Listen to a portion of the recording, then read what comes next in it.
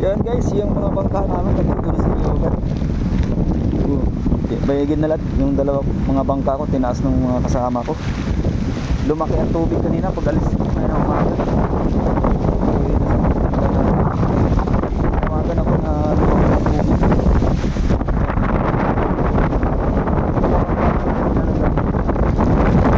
Dito ko pinabot. Kaya buti na lang yung mga kasama ko tinaas din. Tinaas nila mga bangka. Sa niyuga na. Huwag lang sana malaglagan ng niyog.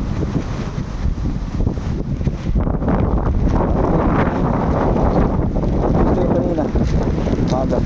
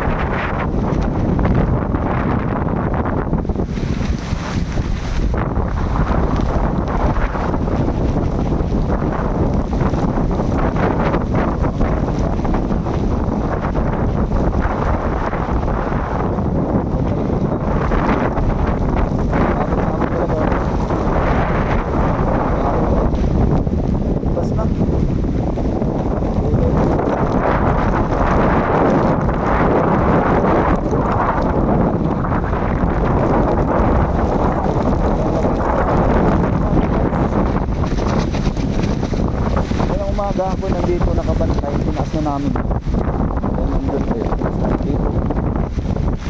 Dito inabot pa. Kaya dinala na doon sa Mayugan.